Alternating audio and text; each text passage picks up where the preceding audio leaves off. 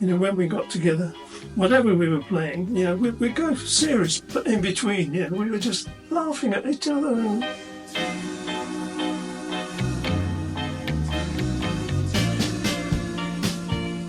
you left the Ivy League in 1966 and left them to carry on get on with it. without you, but with Yes. Tony Burrows replacing you. Yes. Ken was still with the Ivy League when John had left. It carried on as a group. The Ivy League carried on, but John was writing with other people because Ken was touring and not on the scene. And I didn't want to tour. That's why I left. Basically, wasn't it? You never enjoyed it, so No. you took I wanted to write more songs. the opportunity, Just stay in, yeah. and then you started to work with other people in Denmark Street based on your publishers in Southern. There used to be a basic group of musicians around Denmark Street about Southern music. Yeah. And two of those that you used quite frequently were Robin Shaw and Mickey Keane. Yeah. And you worked with them and you started to write songs with them. Yeah, they were good, really good players. I was still working full time. We didn't even contemplate eventually writing together because you were still involved with other people based at Southern, and you wrote some songs with them, and turned out you thought viable hits and became Ministry of Sound.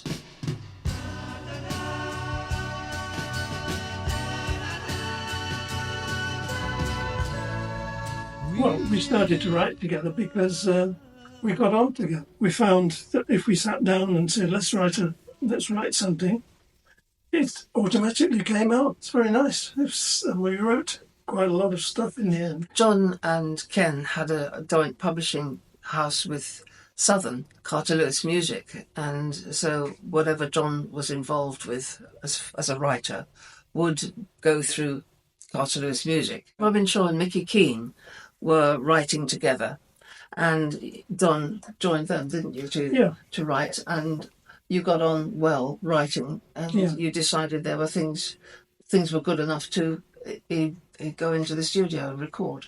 Yes, and we recorded quite a lot. I mean, the two titles, White Collar Worker and the B-side, were taken on by Decca. Yeah.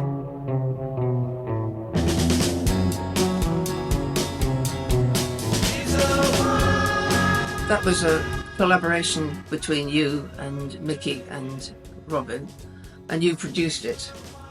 Yeah. And the B-side, Backseat Driver, was the B-side. Which was also quite good, actually. Yes, it's... I wouldn't work with anyone that I didn't like or they didn't like me. I mean, you sort of settle down. And they were great musicians as well. Great musician. Yes, Mickey was a terrific guitar player, and I think Robin played bass on some of the things, didn't he? They were both good singers as well. I was starting to write with John in '67, and it wasn't written specifically for Ministry of Sound. It just turned out that they needed some extra titles for an album, and these were some of the songs that were still recorded, but would fit in with the general overall feel. Yeah. Well, I found this letter from an agent called Lisa Denton, who must have been involved in promoting the Ministry of Sound. I don't have anything else about them. But apparently there were two other people involved, a keyboard player called Dennis White and Eddie Richards, who is the drummer, who in the future became part of the touring First Class band. Yeah, it was great because, I never worked with people that either I didn't know or didn't like. And these guys were great. We all got on and we had so many laughs, while we were together.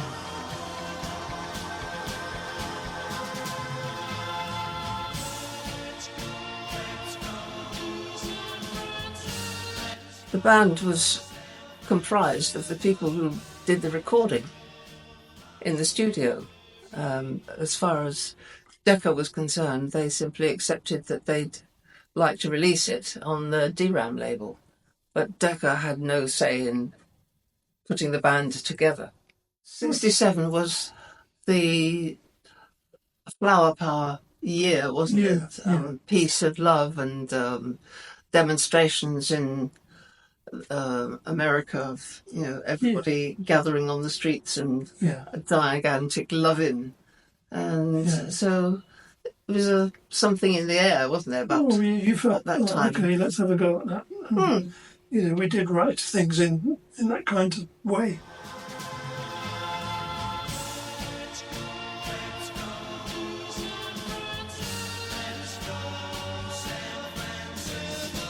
I thought it was a hit.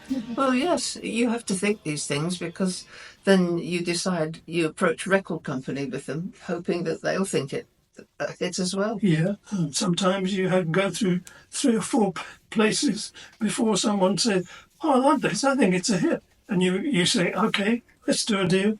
You do a deal, and it is a hit. They're going around saying, "See, told you."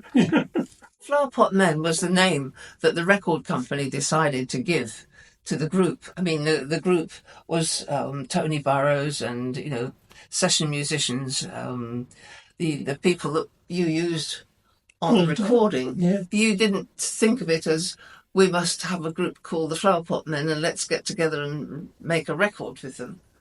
The record was produced and you presented it to. Did you offer it to somebody else before that? I had a feeling you went to another record company and they weren't prepared to give the advance you wanted. I sort of vaguely remember that. No. I can't remember who it was, but anyway, you took it to Decca. Was it Dick Rowe? Dick Rowe, yeah. Maybe.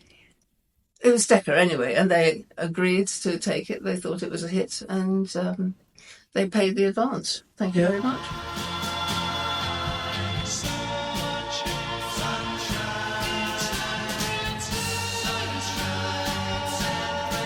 Because it was the Flower Power era, and it was vaguely drug scene in the sort of milder pot marijuana way rather than hard stuff. Somebody, possibly at Decca, decided that they would be called the Flower Pot Men. Coming from the children's television series, which involved 2 puppets, marionettes, made from flower pots, called Bill and Ben. And it was a very, very young children's TV series. And they must have thought, well, flower power, flower, pot, men. And some brilliant guy decided that was going to be the group name. Really nothing to do with you, was it? It wasn't a case of we'll decide to form a group. It was fine. Calling it that. It was a hit, so yeah. I see tomorrow. It was great working with Tony because he made you laugh all the time. And that's something you need, because you get sometimes a bit, and what are we going to do about this? What are we going to do? And Tony would just turn up and give you this is what we're going to do. And you'll all start laughing. But he got you out of that way of being, oh dear. What I can say is we had great fun together. When we got together, whatever we were playing, we'd go serious. But in between, we were just laughing at each other.